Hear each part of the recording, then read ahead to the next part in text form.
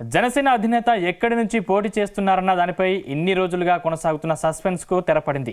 పిఠాపురం నుంచి తాను బరిలో ఉంటానంటూ జనసేనాని ప్రకటించేశారు. దాంతో అందరి దృష్టి ఆ నియోజకవర్గంపై పడింది. పవన్ కళ్యాణ్ బరిలో దిగుతుండడంతో ఆయన్ను ఓడించేందుకు వైసీపీ ప్రణాళికలు సిద్ధం చేస్తుంది.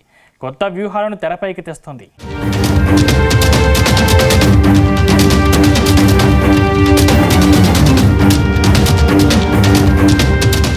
కాకినాడ జిల్లా పిఠాపురం నియోజకవర్గం ఇప్పుడు ఏపీ రాజకీయాల్లో టాక్ ఆఫ్ ది టౌన్ గా మారింది. అందుకు కారణం జనసేన అధినేత పవన్ కళ్యాణ్ అక్కడి నుండి పోటీ చేస్తుండడమే. ఈసారి ఎంపీగా పోటీ చేస్తారా, ఎమ్మెల్యేగా బరిలో దిగుతారా అన్న సస్పెన్స్ ను పటాపంచలు చేస్తూ కీలక ప్రకటన చేశారు పవన్ కళ్యాణ్. తాను పిఠాపురం అసెంబ్లీ నియోజకవర్గం నుంచి పోటీ చేస్తానంటూ ప్రకటించారు. తనకు ఎమ్మెల్యేగా పోటీ చేయాలని ఉందని, ఎంపీగా బరిలో నిలిచే ఆలోచన ప్రస్తుతానికి లేదని స్పష్టం చేశారు.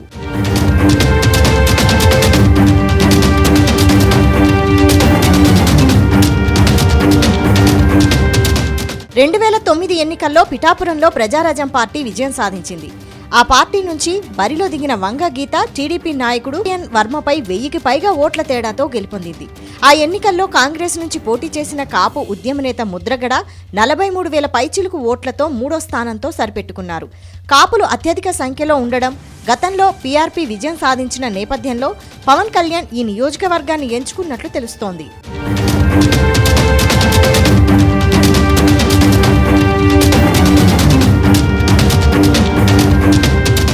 పిఠాపురం నుంచి పోటీ చేస్తానంటూ పవన్ కళ్యాణ్ చేసిన ప్రకటన టీడీపీలో పెను ప్రకంపనలు రేపింది.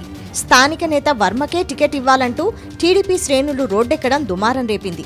2014లో పొత్తుల్లో భాగంగా వర్మకు టికెట్ ఇవ్వకపోవడంతో ఆయన ఇండిపెండెంట్గా పోటీ చేశారు.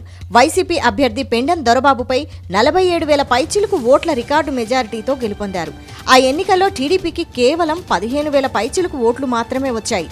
వ్యక్తిగతంగా బలమైన నాయకుడు వర్మ ఇప్పుడు టీడీపీ రెబల్గా బరిలోకి దిగితే సమీకరణాలు మారిపోవడం ఖాయమంటున్నారు.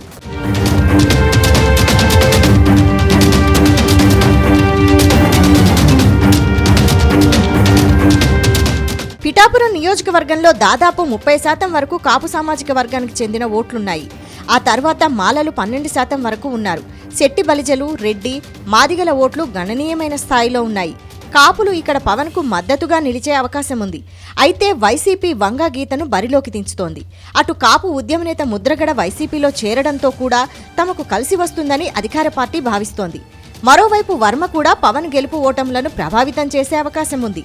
ఈ నేపథ్యంలో పరిస్థితిని తమకు అనుకూలంగా మలుచుకునేందుకు వైసీపీ అధినేత జగన్ పావులు కదుపుతున్నారు.